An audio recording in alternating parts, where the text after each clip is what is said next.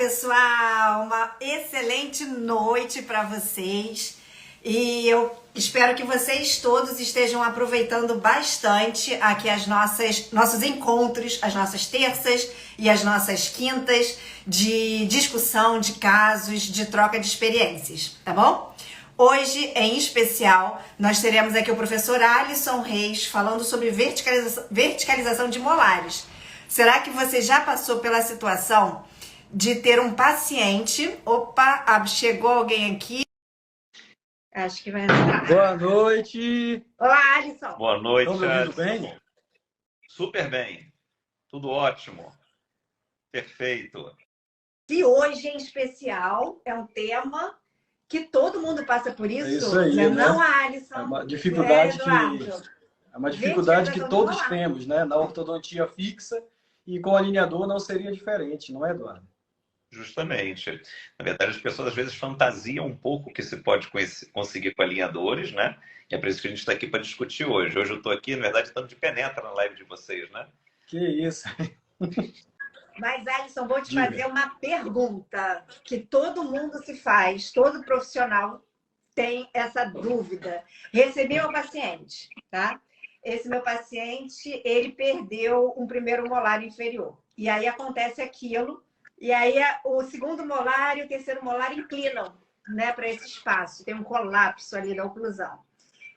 Só que quando eu olho clinicamente, o segundo molar, ele tá bem pertinho do meu segundo pré, né? Tá pertinho, ali tem um espaço de 2 milímetros, mais ou menos. E aí, abro ou eu fecho esse espaço? Abro para reabilitar e colocar um implante ou será que eu fecho? Qual é Certo, vamos lá. Essa é uma pergunta muito comum, né? É um pedido até que a gente recebe muito nas nossas consultorias.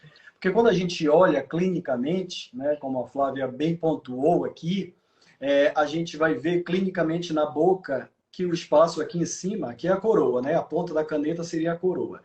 O espaço é bem pequeno, né? Mas quando a gente vai ver na radiografia panorâmica, a distância entre as raízes é muito grande. Então, para a gente fazer esse movimento para fechar aqui, a gente vai inclinar ainda mais esse dente. Inclinando ainda mais esse dente, que é um dente que já está inclinado, a gente vai ter uma probabilidade muito maior de formar bolsas periodontais ali, né? Então, a gente não consegue fazer esse movimento de modo previsível. A gente conseguir, o dente está aqui, né? Trazer essa raiz todinha para frente. Apesar do espaço entre as coroas, a distância entre essas coroas estarem bem pequena clinicamente, quando a gente vai olhar para o paralelismo das raízes, aquilo que a gente aprende lá na nossa formação, né? Quando a gente vai olhar para o paralelismo dessas raízes, não existe paralelismo, né? A gente tem essa divergência das raízes.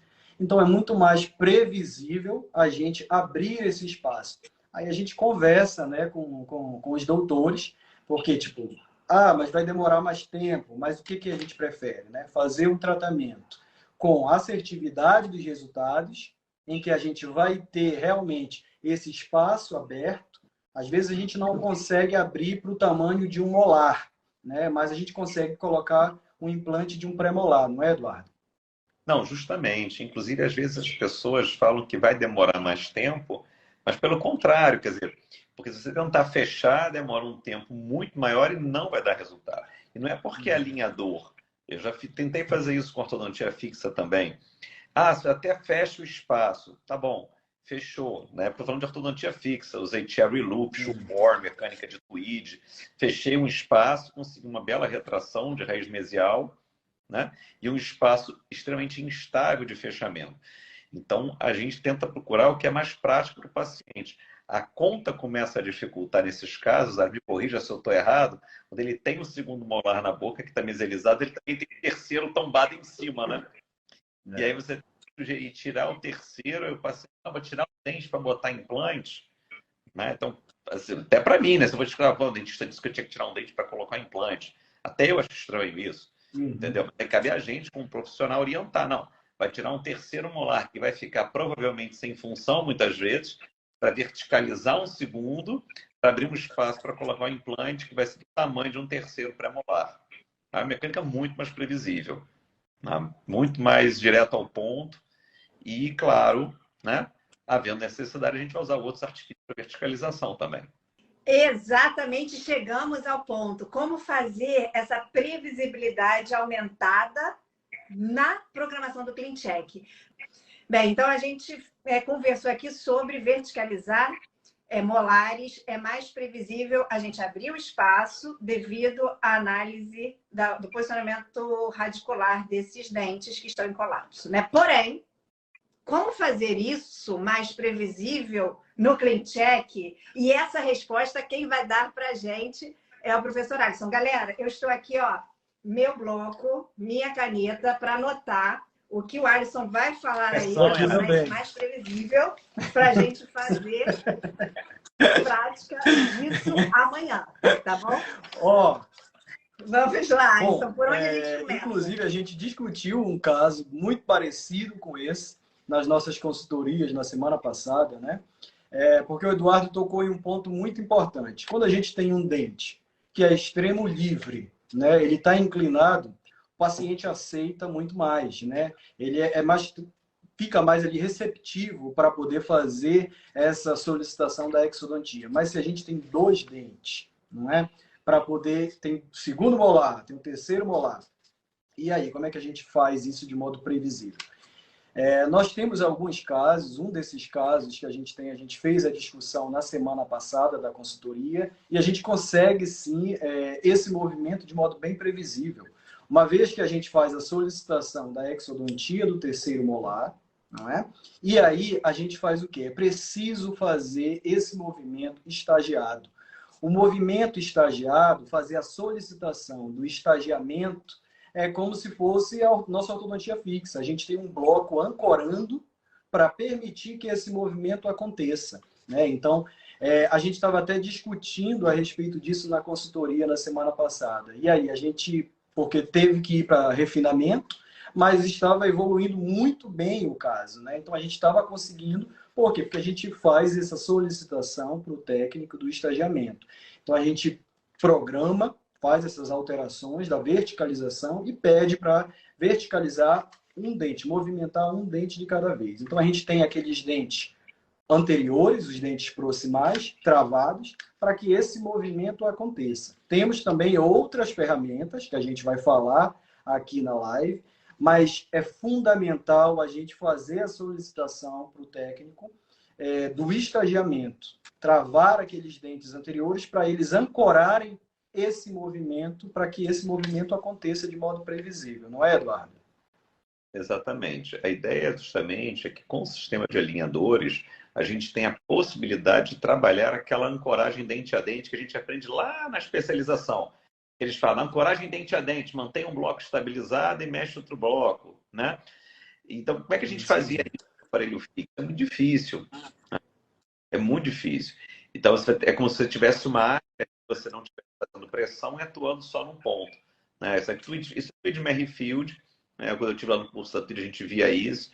Eu tentei fazer, não foi uma das minhas grandes ideias na clínica, né? Nada contra. Então, você é Birte Melson, que ela faz isso com muito sucesso. Mas, assim, como nós não somos essas pessoas, daí você consegue trabalhar isso muito bem com o sistema de alinhadores. Perfeito. Então, primeiro ponto, estagiamento. E aqui eu só vou colocar, acrescentar um detalhe. Né? Falamos sobre perda do primeiro molar e ao segundo e o terceiro molar, entrar em colapso. Aqui é mais previsível a gente orientar o paciente a extrair o terceiro molar para verticalizar o segundo. Maravilha. Mas como conversamos aqui também, nem sempre o paciente aceita essa proposta com bons olhos ou bons ouvidos. Ora, doutor, você vai pedir para eu remover um terceiro molar, abrir espaço para colocar implante? Não faz muito sentido, mas é o mais previsível, né? Porém, os pacientes que são resistentes à remoção do terceiro molar, a gente vai fazer essa verticalização estagiada. Né? Então, como o Alisson falou, a gente vai movimentar um dente cada vez, como a gente faz na ortodontia. Então, a gente vai verticalizar o terceiro molar. Quando ele estiver em 50% do seu movimento, a gente começa a movimentação de verticalização do segundo molar. Com isso, a gente tem uma maior previsibilidade do que verticalizando os dois juntos, o bloco de molares juntos. Além do estagiamento, que eu espero que você tenha anotado aí no seu bloquinho, tem mais um detalhe para que a gente aumente a previsibilidade dessa verticalização. Até olhei aqui, né? A gente tem uma lista. A gente tem uma lista aqui para a gente dar o check aqui. Mas vamos lá, continuar aqui para você que está planejando o seu caso hoje, né? Como a Flávia já pontuou, quando a gente vai olhar para o alinhador, vou pedir para colocar, inclusive, a gente tem, eu acho que um post falando sobre isso, né? A gente precisa ter uma resistência do plástico. No espaço de ausência, né, o técnico, ele costuma colocar o pôntico. Então, o pôntico, o plástico, a gente tem um alinhador ali com aquele plástico que é mais flexível. Quando a gente pede para ele remover o pôntico, vocês já viram, fica com aquela barra no alinhador mais rígida. Aquela barra é um apoio para permitir esse movimento. Então, fazer a solicitação para o técnico da remoção do pôntico é muito importante quando a gente estiver abrindo espaço para a instalação do implante. Então, esse é um ponto, é um detalhe muito importante que vocês devem ficar atentos. Não é isso? A gente pede para o técnico, no espaço da ausência, faz a solicitação para o técnico. Por favor, remova o pôntico no espaço entre os dentes, aí seleciona os 2 dentes que a gente quer que ele remova aquele pôntico. Então, repetindo, a gente pede para o técnico fazer a remoção do pôntico, né? Então, por favor, remova o pôntico entre os dentes, por exemplo, 37 e 35.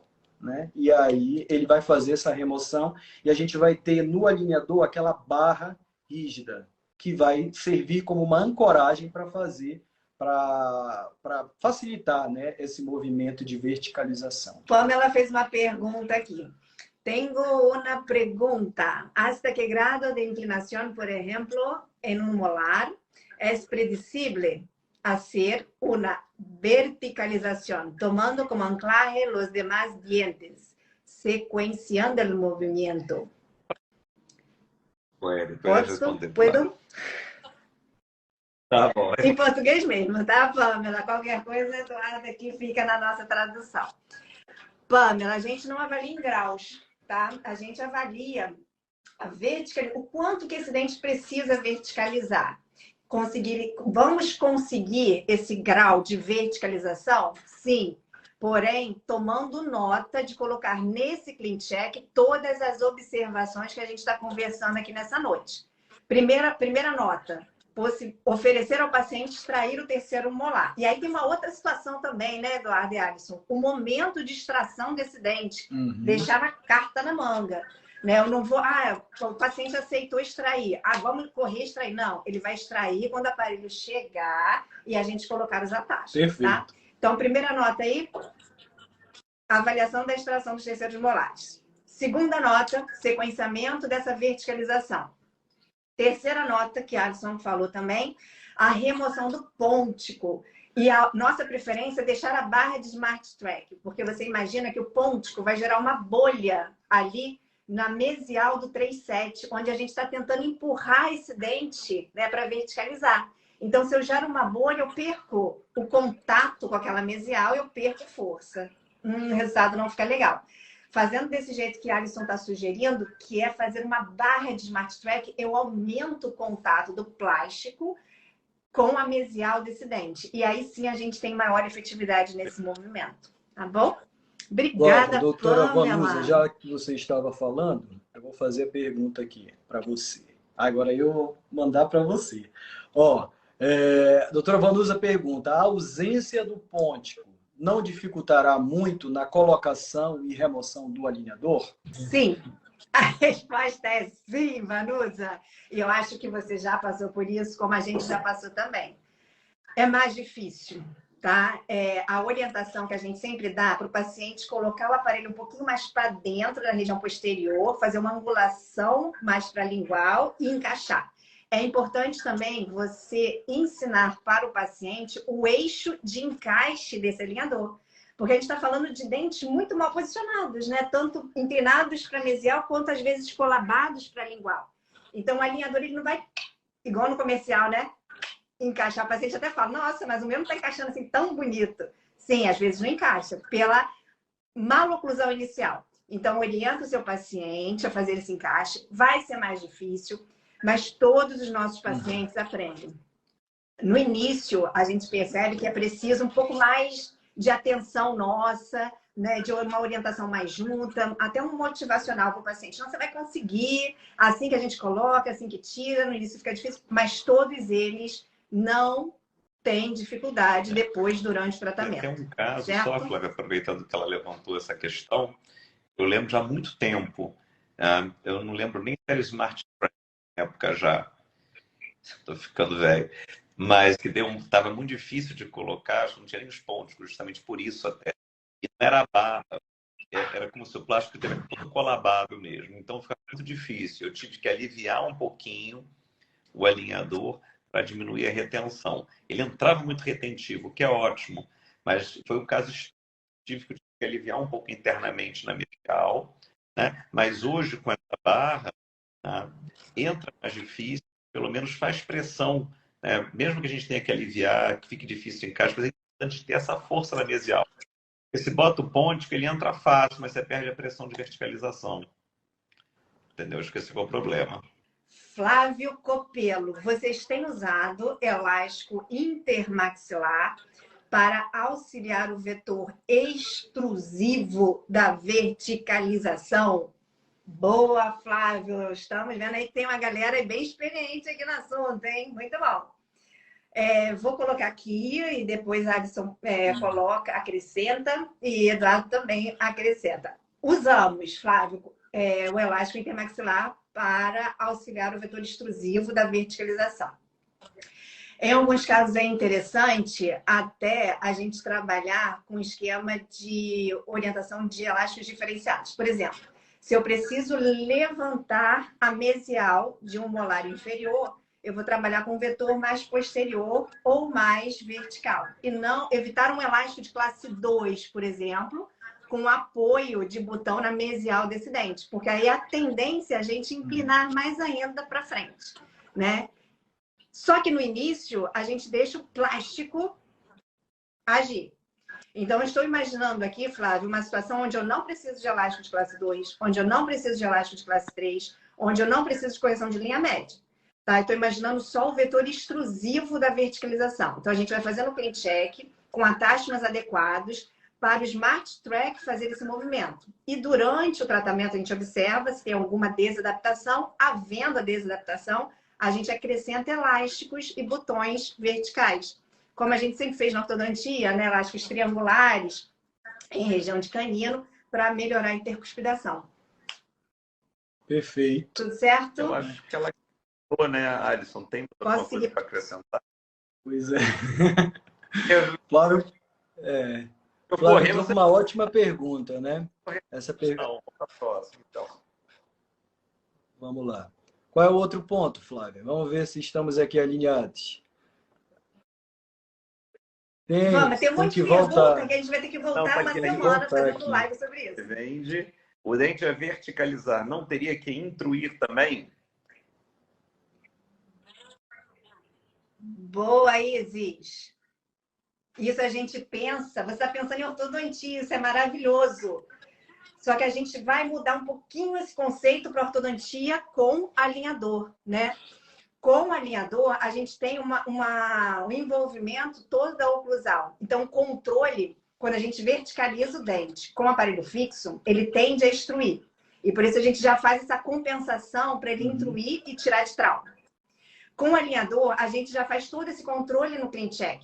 Então, a gente não tem essa situação de estar verticalizando o molar e ele instruir, porque eu tenho ali um anteparo na oclusal. Isso, e tem um detalhe, talvez ela esteja pensando num caso, aquele caso que tem aquela curva de espinho muito acentuada, especialmente na região posterior. Lembra, os incisivos bem bonitinhos, de repente os molares, dá aquela subidinha. Esses casos são os mais difíceis, né? Porque aí sim você vai ter que verticalizar e intruir um pouco ele. Uma sugestão que eu dou nesses casos, faça isso, mas talvez nem precise se preocupar em corrigir toda essa curva. Deixa um pouco dessa curvatura no final mesmo, evitando também uma tendência de ter que fazer uma extrusão posterior maior. Mas é caso de exceção da exceção. É só que me ocorreu. Você falou, fiquei pensando aqui. E sabe o que é interessante também? Desculpa, Eduardo. Não, É que também você falando me veio aqui na cabeça. Interessante também, doutora Isis, né? Voltei aqui para ver. Você observar, quando você recebeu o CleanCheck, corre com o movimento e vê como é que está acontecendo. Se ele está estagiado, né? Como a gente fez, como a gente pontuou aqui, e veja a distal, né? Se essa distal, quando ele está verticalizando, se ela está subindo também. Então, observe a movimentação, correndo o cursor, veja como é que esse movimento está acontecendo. É bem importante também a gente lembrar disso. E Mônica também é nossa cliente de consultoria. É bom, muito legal a consultoria, porque a gente discute, né, tanto a PPVIP, a gente discute online por 1 hora qualquer assunto que o profissional desejar, quantos casos a gente conseguir trabalhar nessa 1 hora, e o CEDOC também, que é a consultoria com pelo menos 3 profissionais avaliando cada caso, né, enviado pelo doutor responsável. A Mônica continua a pergunta sobre como controlamos a extrusão do molar que está sendo verticalizado, na mesma linha da Isis, né, na mesma dúvida. Tá? Mas a gente tem esse controle ali, tanto no CleanCheck, como o Alisson falou, quanto na cobertura oclusal do próprio alinhador, né, no controle do plano oclusal.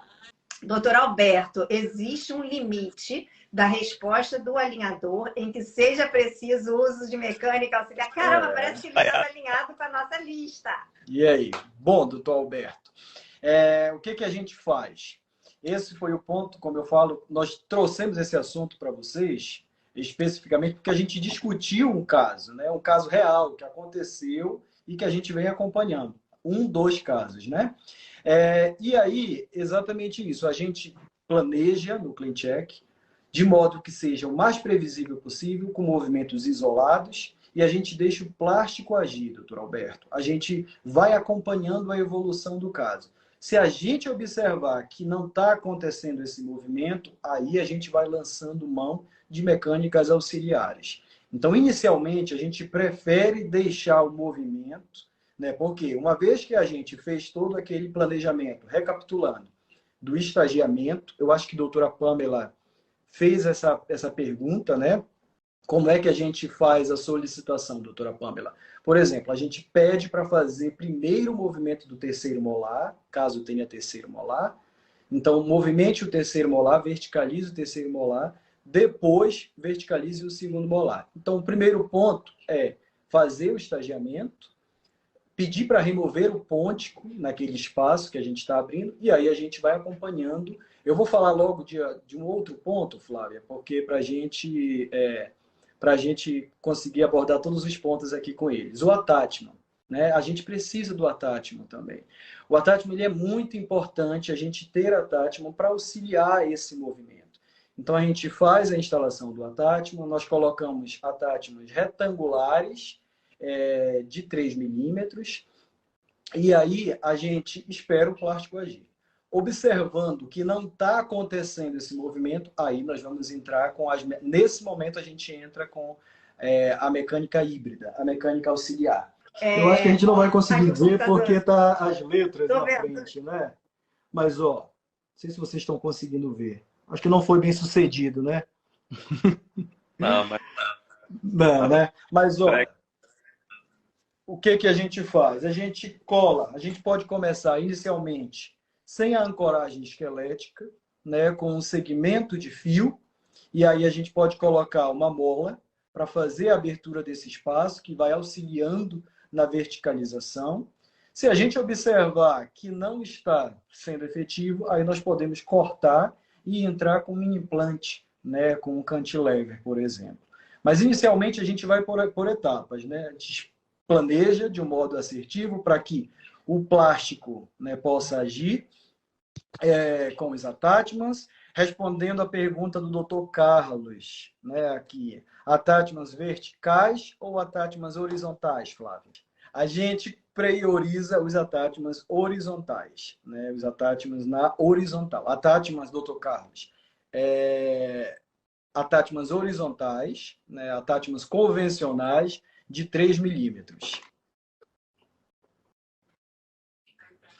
Boa, Alisson. Tô A Pri certo. pergunta aqui, ó. Mais uma mecânica auxiliar diminuiria o sequenciamento do meu movimento?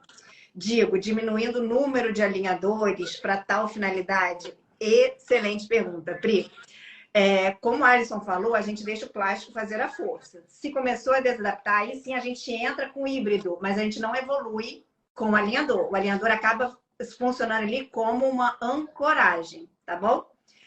Mas a sua segunda pergunta, onde você levanta a questão de diminuir o número de alinhadores, se é um problema para o paciente, se ele deseja um tratamento mais rápido, porque o sequenciamento ele vai promover um aumento do número de alinhadores, todo sequenciamento.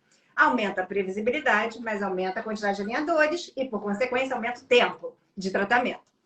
Vamos dizer que o paciente quer algo rápido. O reabilitador quer rápido colocar o implante. Então, aí a sugestão é você usar uma ancoragem esquelética, tá? Remove o sequenciamento e apoia em um mini implante. E eu só vou aqui trabalhar em duas perguntinhas para a gente fechar a live. Do Dr. Carlos, não seria melhor colocar já vertical o attachment, caso haja necessidade de alça para auxiliar na verticalização? É uma opção bem interessante, doutor Carlos, e talvez colocar o mais distal possível, né? Usamos como regra, que tem algumas exceções para alguns casos, o attachment horizontal, mas não há problema em colocar vertical, tá bom? E temos também uma outra pergunta do Rodrigo Kaufmann, muito boa. Como estão todos? Estamos, tudo tranquilo. Estamos bem? Tudo tranquilo. Melhor ainda estar aqui com Estamos vocês, né? E quando É verdade. Isso.